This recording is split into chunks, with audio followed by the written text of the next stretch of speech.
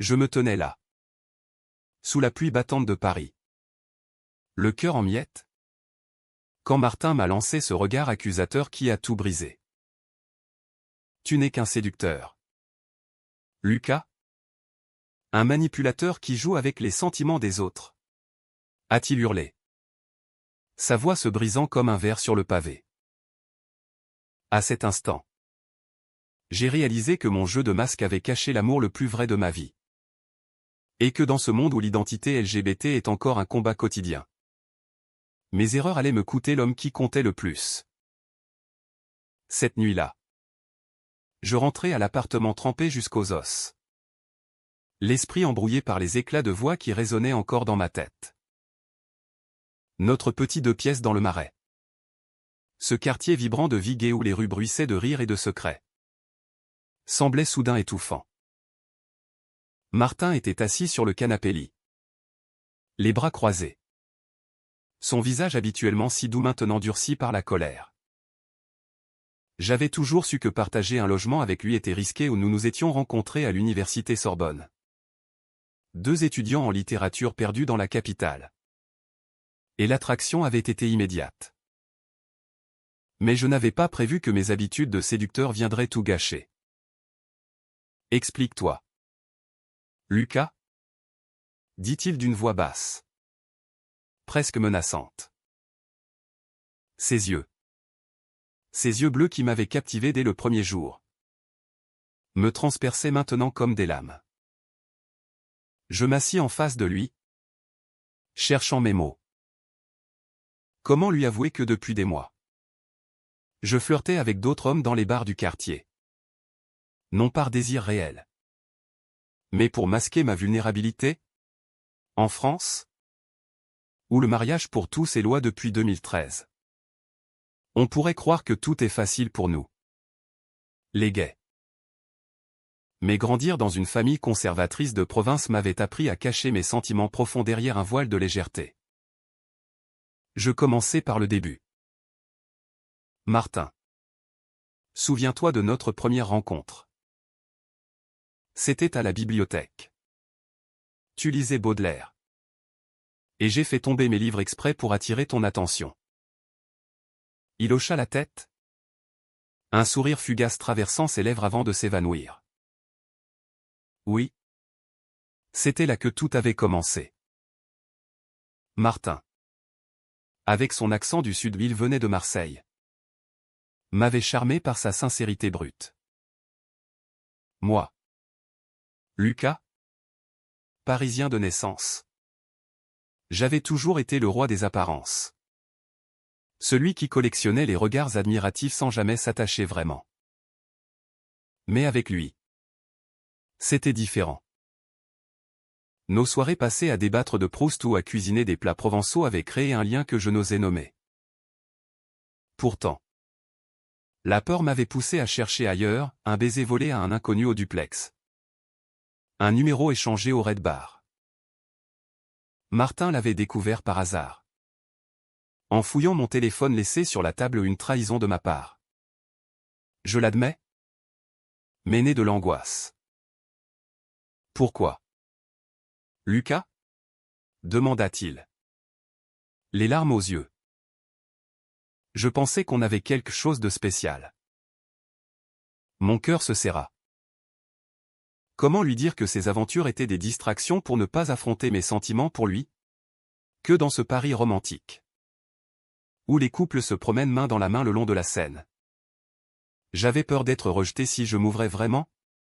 Je bredouillais une excuse, c'était juste pour m'amuser. Rien de sérieux. Mais ses yeux me disaient qu'ils n'y croyaient pas. La dispute éclata alors, violente et chargée d'émotions refoulées. Il se leva, arpentant la pièce comme un lion en cage. Tu sais ce que c'est d'être gay dans une famille comme la mienne? Mon père m'a renié quand je lui ai avoué. Et toi?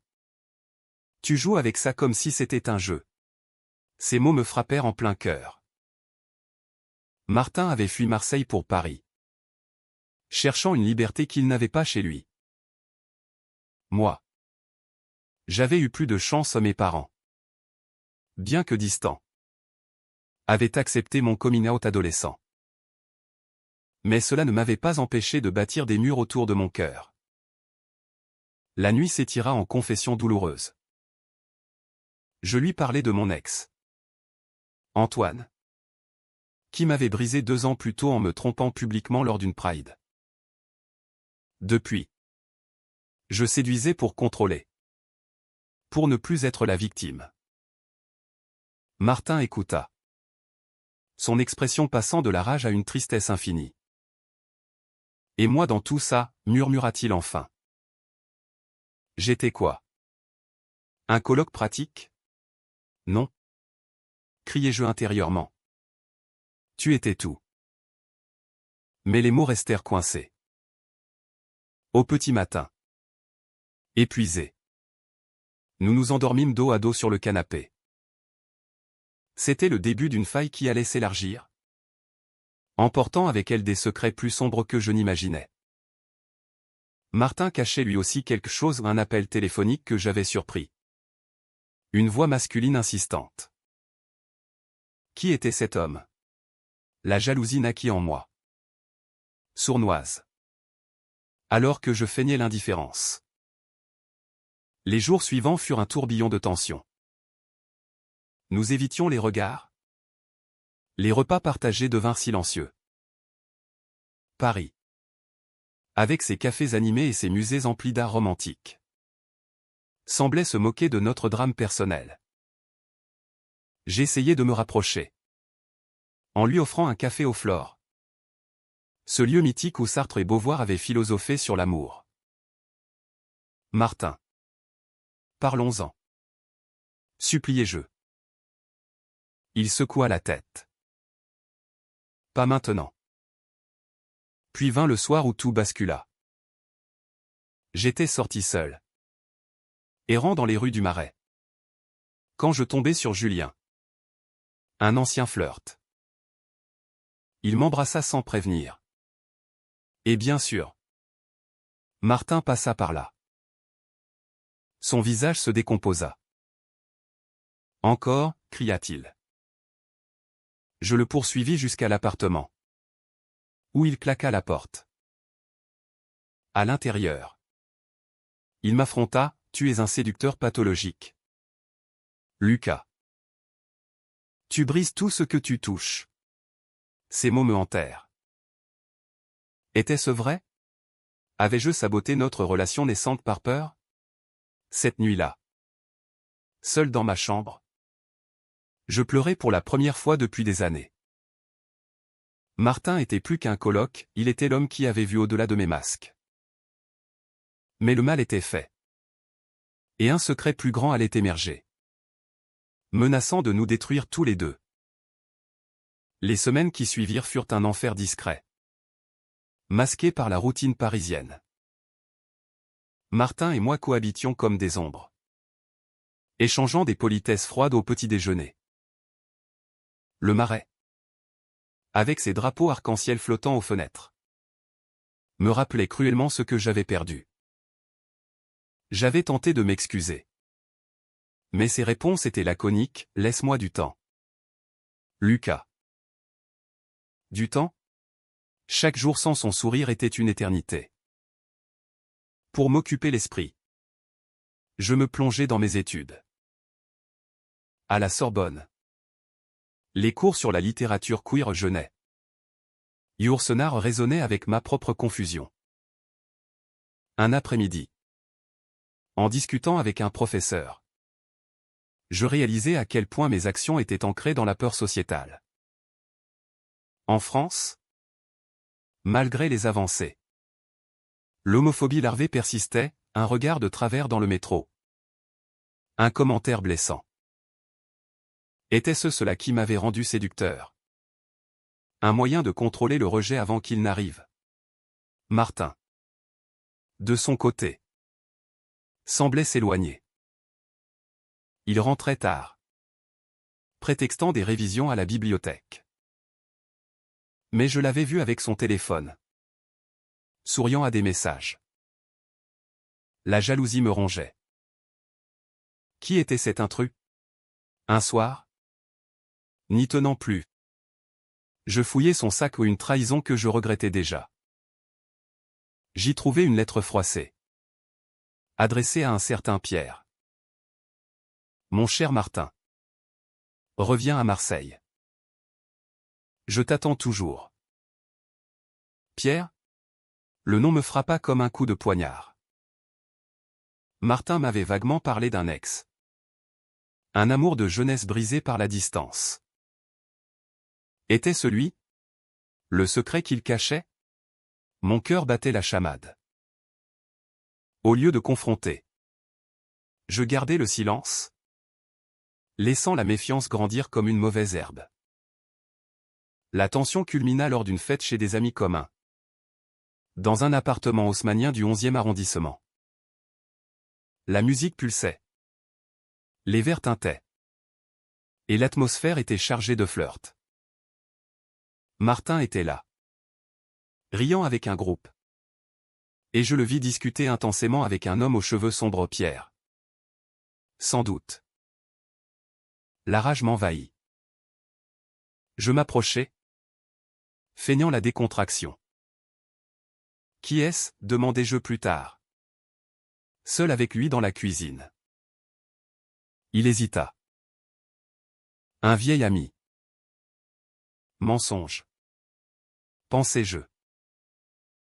La dispute éclata de nouveau. Cette fois publique.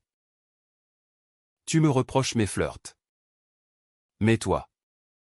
Tu entretiens des secrets avec ton ex. Hurlai-je. Les invités se turent. Les regards se posèrent sur nous. Martin blêmit. Tu as fouillé mes affaires? Sa voix tremblait de trahison. Nous rentrâmes en silence. La nuit parisienne enveloppée de brume. À l'appartement. Il explosa, Pierre est mon frère adoptif. Idiot. Il m'aide avec des problèmes familiaux. Mon père est malade. Et je n'osais pas te le dire parce que tu étais trop occupé à jouer les Don Juan. Je restais bouche bée. Un frère? Pas un ex? Mon imagination avait tout déformé, créant un abîme de malentendus. Les larmes coulèrent sur ses joues.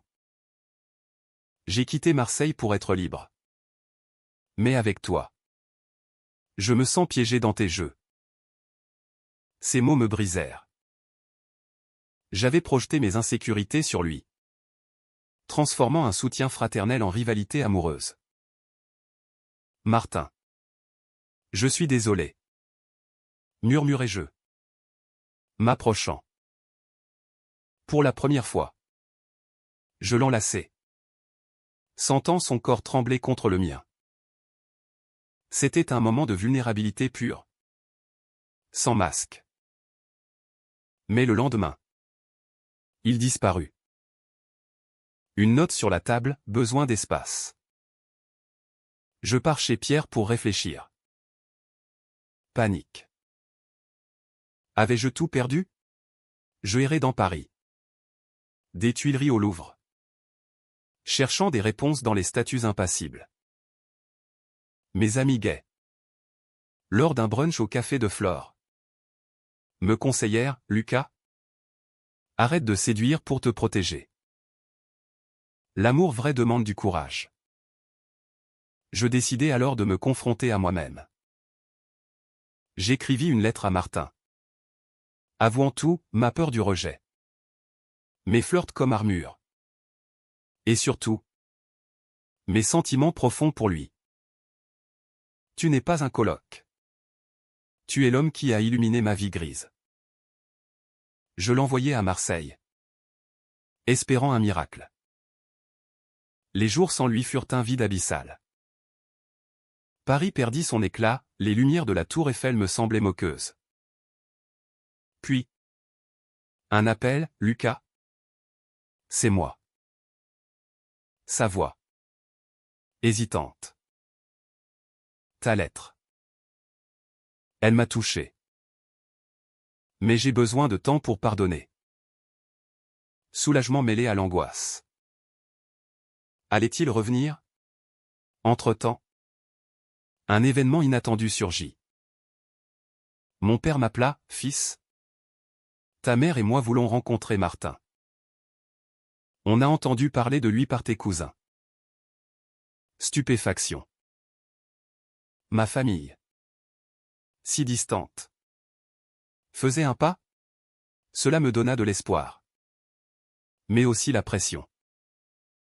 Si Martin revenait, je devais changer. Enfin, après 2 semaines, il rentra. Son visage était fatigué, mais ses yeux brillaient d'une lueur nouvelle. Lucas? Parlons. Nous nous assîmes. Et il confia ses peurs, la maladie de son père l'avait forcé à affronter son passé. Et mes actions avaient ravivé ses doutes sur l'amour. Mais ta lettre m'a montré ton vrai toi. Ce soir-là, nous reconstruisîmes. Pierre par pierre. Pas de promesses hâtives. Mais une honnêteté brute. Pourtant, un doute persistait, allais-je résister à mes vieux démons? La réponse viendrait avec le temps. Dans ce pari qui nous avait vu naître et briser. Le retour de Martin marqua un tournant fragile. Notre appartement reprit vie. Mais avec une prudence nouvelle. Nous évitions les sujets sensibles. Optant pour des promenades le long de la Seine. Où les bateliers chantaient des airs mélancoliques. Paris, ville des amours compliqués, nous offrait un cadre pour guérir. Pourtant, sous la surface, les cicatrices pulsaient. Un soir, lors d'un dîner improvisé ratatouille et vin rouge, il brisa le silence. Lucas? Pourquoi as-tu commencé à séduire comme ça? Je posai ma fourchette. Le cœur lourd. Après Antoine. J'ai juré de ne plus être vulnérable. Séduire? C'était contrôler. Il hocha la tête. Compréhensif. Et moi? Étais-je une conquête? Non. Répondis-je avec ferveur. Tu étais l'exception qui m'effrayait le plus. Cette confession ouvrit la porte à des révélations mutuelles. Martin parla de son père, mourant d'un cancer, et de comment cela avait ravivé ses traumas d'enfance.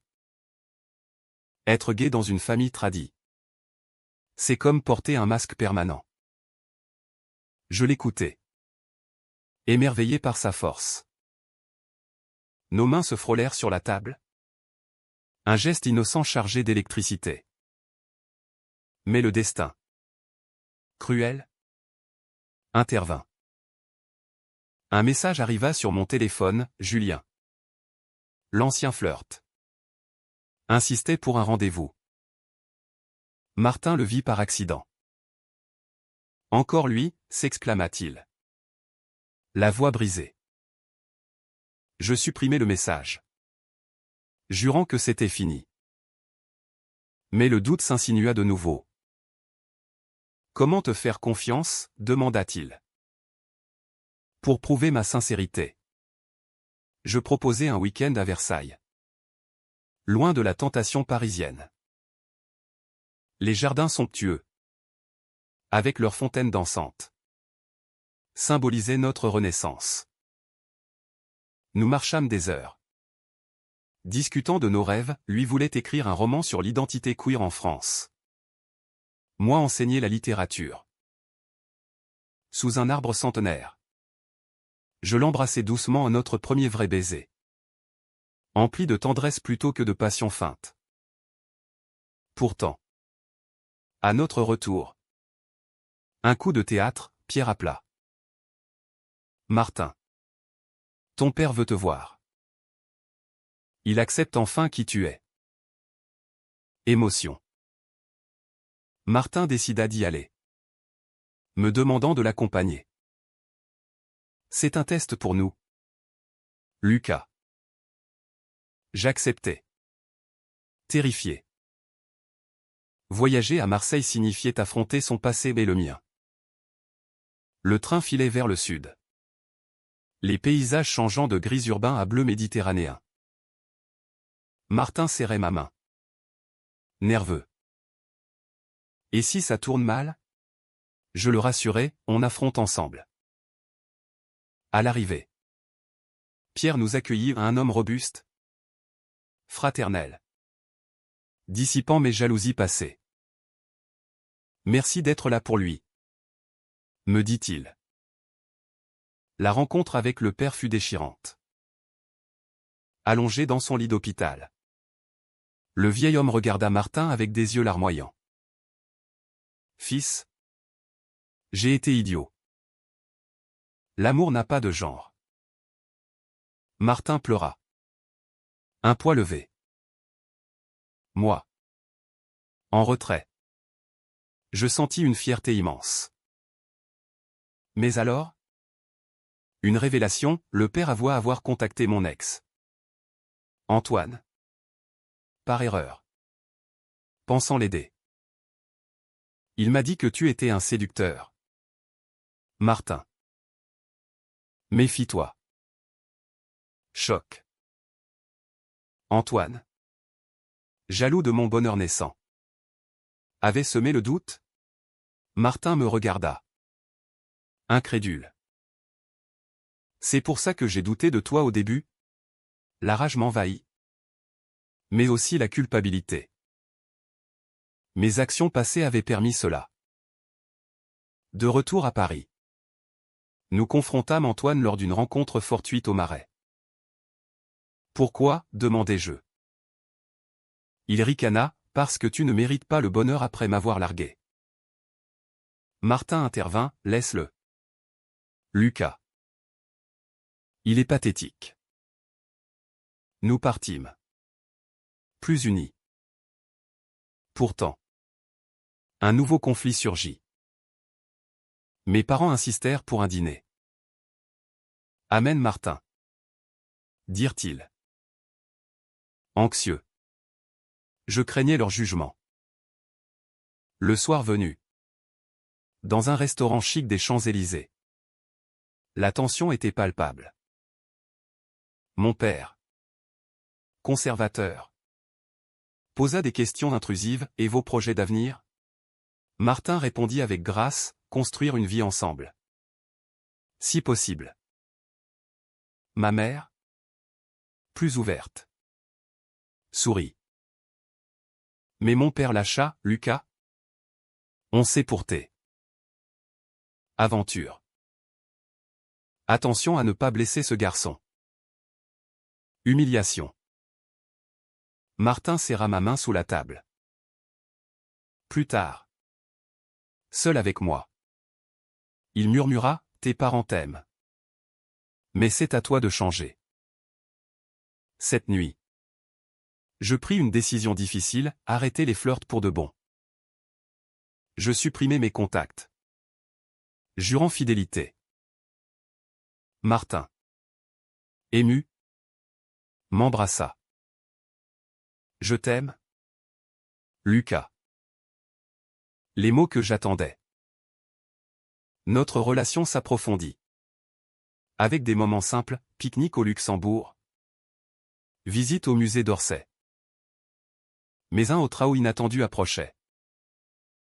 Un soir, Martin reçut un appel, son père était décédé. Dévasté. Il s'effondra. Je le soutins. Organisant les funérailles. À Marseille. Face à la famille.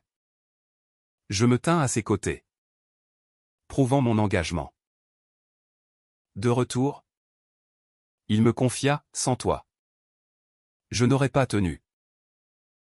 Notre amour. Forgé dans le feu des épreuves. Brillait plus fort. Pourtant.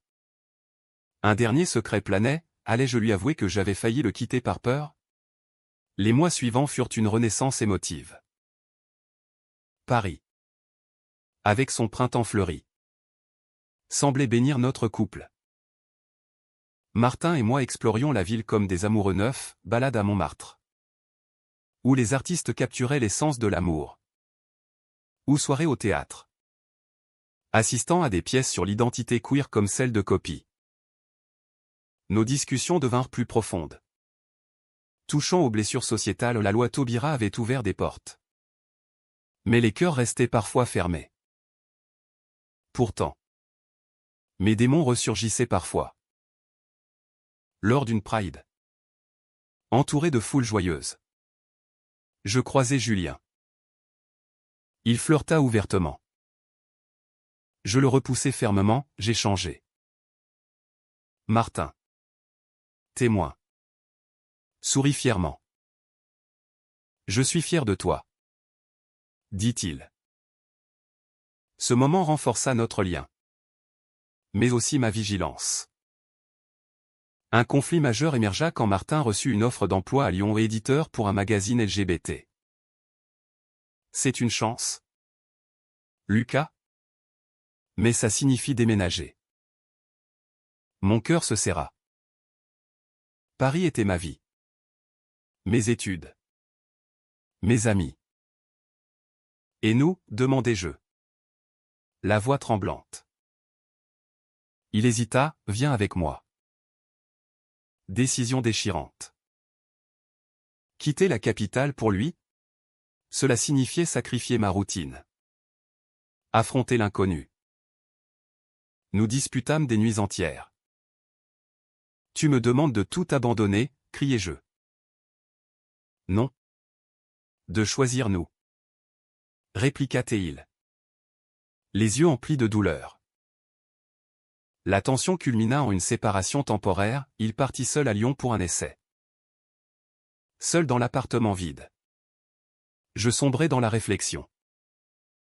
Étais-je prêt à lâcher mes masques définitivement? Un appel de ma mère aida, l'amour vrai demande des sacrifices. Fils. Inspiré. Je visitais le Père Lachaise. Contemplant les tombes de Wilde et Proust.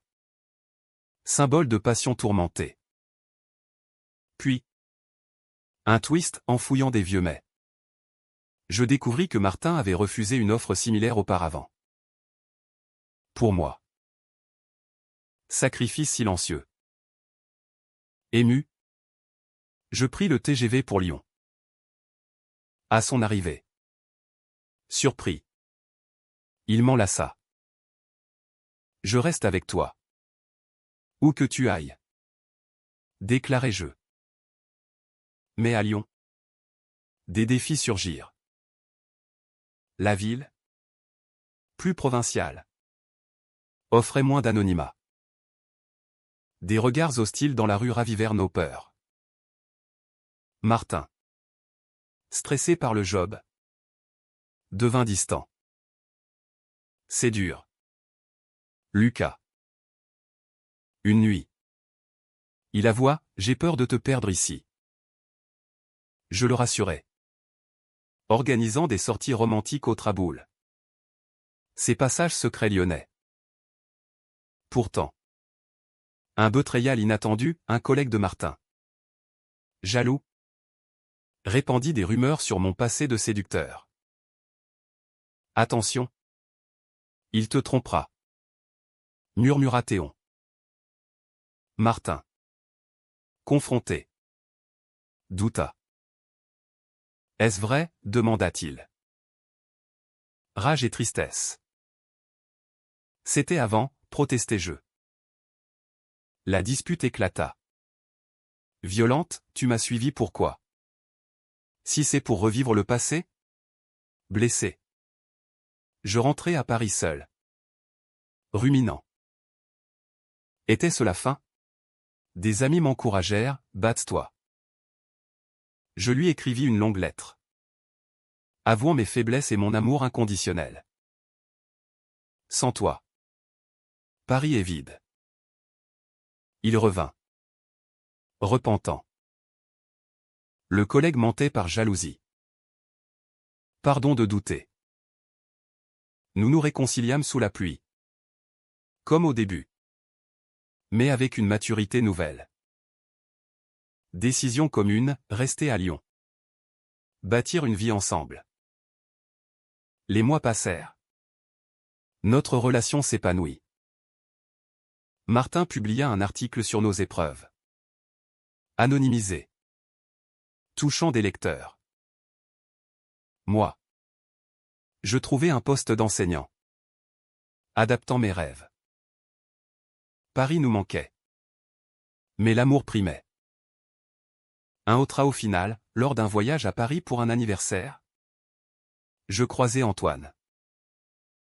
Il tenta de semer le doute. Mais Martin l'ignora superbement. Notre histoire est plus forte, dit-il. Ce soir-là, sur le pont des Arts, nous échangeâmes des vœux informels. Pour toujours, murmurai-je.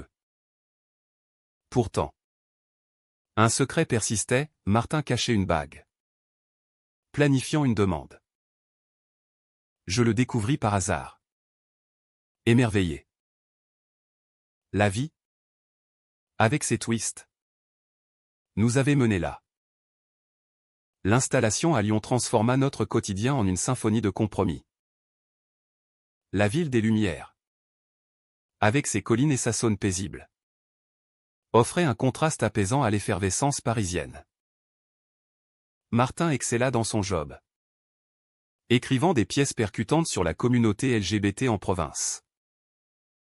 Moi, enseignant la littérature à des étudiants curieux, je trouvais un sens nouveau.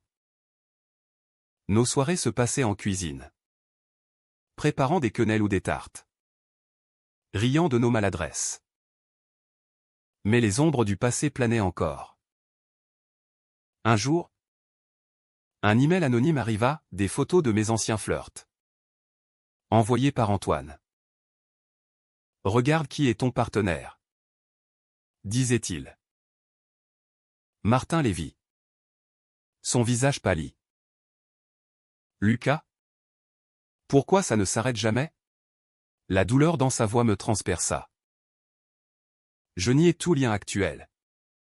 Mais le doute renaquit. Confrontation inévitable. C'est du harcèlement, criai-je. Nous portâmes plainte à la police lyonnaise, invoquant les lois contre la cyberintimidation. Antoine, contacté, avoua sa vengeance. J'étais amoureux. Tu m'as brisé. Pitié mêlée à colère. Martin, soutenant. Dit, fermons ce chapitre. Cet épisode nous unit plus. Nous participâmes à des associations LGBT locales, aidant d'autres à surmonter les rejets. Martin organisa un événement sur la résilience queer, où je témoignais, l'amour gay n'est pas un conte de fées, c'est un combat pour l'authenticité. Pourtant, une décision difficile approcha.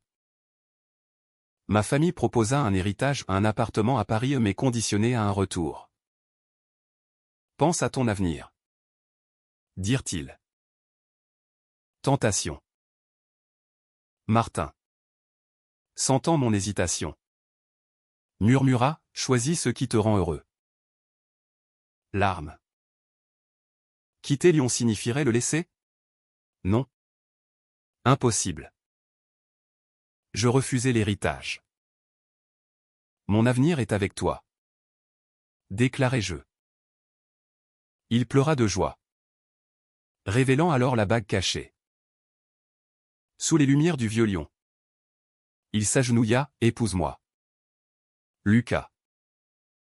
Oui. 1000 fois oui. Notre mariage, simple à la mairie, fut un triomphe personnel, famille présente. Réconcilié. La vie post-mariage fut riche en émotions. Nous adoptâmes un chat, symbole de notre foyer. Martin publia un livre inspiré de notre histoire, acclamé pour sa profondeur humaine. Moi, je écrivis des poèmes, capturant nos moments. Mais un twist final, lors d'une visite à Paris. Nous apprîmes qu'Antoine avait changé, fondant une association contre le harcèlement. Rencontre inattendue, il s'excusa. J'étais perdu. Pardon accordé. Clôturant les cycles de douleur. Aujourd'hui. De retour à Lyon. Je regarde Martin dormir. Reconnaissant. J'avais été exposé comme séducteur par mon coloc mon mari maintenant. Et compris trop tard que je l'aimais vraiment. Mais ce, trop tard, s'était transformé en éternité. Dans cette France qui évolue. Notre amour, forgé dans les épreuves, inspire l'espoir. Les conflits, trahisons et malentendus nous ont rendus plus forts. Humains. Et dans le silence de la nuit, je murmure, merci d'avoir vu le vrai moi.